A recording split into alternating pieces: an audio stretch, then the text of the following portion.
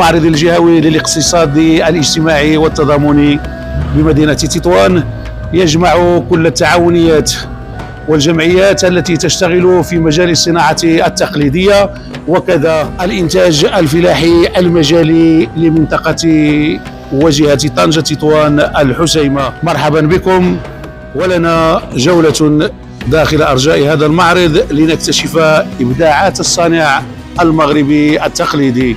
فاس ذكرها يجب أن يذكر معها الجلد، باب الدباغ، باب وجلود، جناح فاس، الجلد ناشف سؤالها.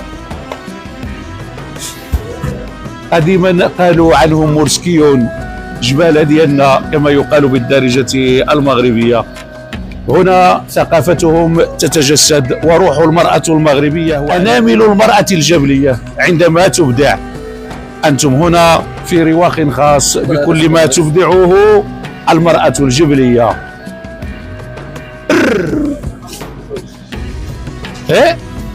أنامل المرأة المغربية هنا بمعرض الصناعة التقليدية والمنتوجات المجالية بتطوان. تونات، الحياينة، يا الحياينة يا الحياينة وما أدراك ما الحياينة. ضروري عليك كلها، لأن التاريخ ديال المغرب عندي كامل هنا، التاريخ ديال المغرب كامل عندي هنا. وإذا ذكرت تونات ذكرت معركة إسلي، الحياينة ودورهم الكبير في المعركة تلك التي أنهت أطماع العثمانيين في غزو المملكة المغربية. الحياينة، مرحبا بكم. شو ديك السله هي موروكو، موروكو عملنا واحد اللقطه زومي عليها، راه هي موروكو فيها موروكو.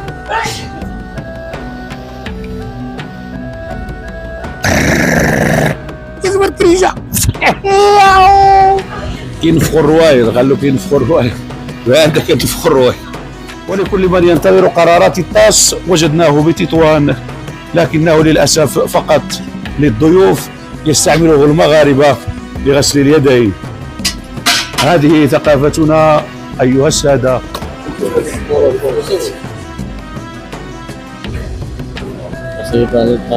أمشي مرفوع الهامة أمشي. الخمليشيون وقد مروا من هنا أيضا بمعرض تطوان. الحسيمة وما أدراك ما الحسيمة، ورجالات الحسيمة وجبالها الشاهدة على رجال صنعوا التاريخ ولا تزال بصمتهم تدرس في أرقى الجامعات.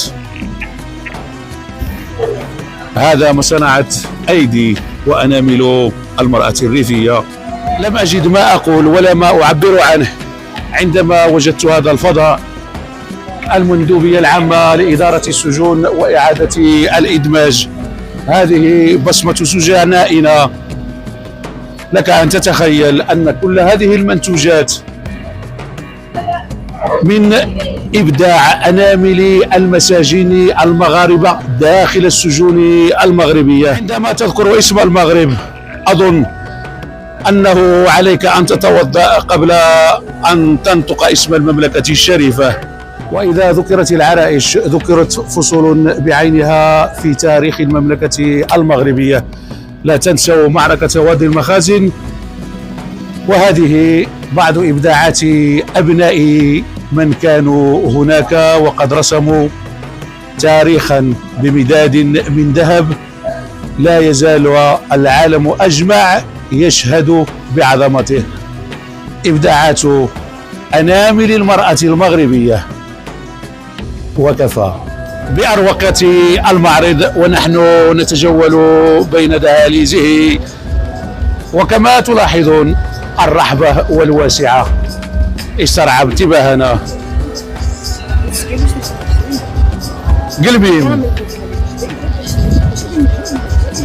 قلميم باب الصحراء، قلميم العزيزة على قلوب كل مغربي، قلميم التي تمتد إليها جذور المملكة المغربية من أقصى البحر الأبيض المتوسط شمالا إلى نهر السنغال جنوبا. قلميم بوابة الصحراء متواجدة معنا، ولا عزاء لمن أراد بالمملكة سوءا بين الملحفة الصحراوية وكل الأعمال اليدوية المستخلصة من كل ما هو طبيعي بما تزخر به صحراؤنا. كل التحية للمرأة الصحراوية ولمن يقف خلفها ومن يدعمها لتكون متواجدة معنا هنا لنفتخر بها. جئناه زائرا لكننا أرغمنا، ولأن لمسة الصانع التقليدي المغربي وأنامله آفاق وإشعاع أرغمنا على أن أكون مشتريا لهذه التحفة الفنية التي خاطتها تعاونية كلنا معا. عندما نجد صانعا تقليديا يبذل مجهودا كبيرا ويعطي كل وقته لما اقتنع به لتجود أنامله بما ترونه، وعلى الرغم من ذلك ترغم هذه السيدة على تخفيض لجلب الزبائن. أيها السادة، صنعة وأنامل مثل هؤلاء لا يقدر بثمن. الصانع التقليدي المغربي يحق أن نقول وأن نمجده بتمثال من ذهب، لا أن يستجدي البيع والشراء. صافي؟ راضي علينا؟ صافي. شنو كيقولوا لها؟ مانيانيتا. زين. كاينه كبيره. وهذه اللي قلتي لي ماشي كروشي، هذا شنو قلتي لي؟ ولكن الناس القطبان. القطبان. بديك قطبان هيدا. الطرز النرويجي. الطرز، اسمع، الطرز النرويجي وقال لك الطرز النرويجي. سمعتي؟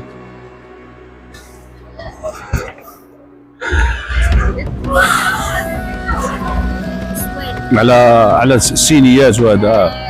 تبارك الله عليكم، الله يحفظكم. لا حدود ولا متاريس، لا كما يعتقد إخوتنا بالجارة الشرقية. قلميم باب الصحراء متواجدة معنا هنا في هذا المعرض، تعاونية من تعاونية الأقاليم الصحراوية، تعاونية واد تغمرت قلميم. تصدقوا أنهم ليسوا رحمنا، بل هم إخوانا لنا وجذورنا متصلة، وإن كانت على ضفاف البحر الأبيض المتوسط لكنها ممتدة أواصرها إلى صحرائنا وإلى آخر ذرة من رمالها. هنا السمارة تؤسس فضاء معرض تطوان للصناعات التقليدية ولفضاءات الأعمال الاجتماعية والاقتصادية. هم منا ونحن منهم، ولا مكان لمن يتدخل بين الإخوة. نحن مغاربة ونفتخر، والتاريخ يشهد، وأواصرنا رحم واحد. إذا كانت المرأة المغربية تقول بأن تمغربيت تجري لها مجرى الدم، فإن المرأة المغربية الريفية قد نحتتها على الحجر.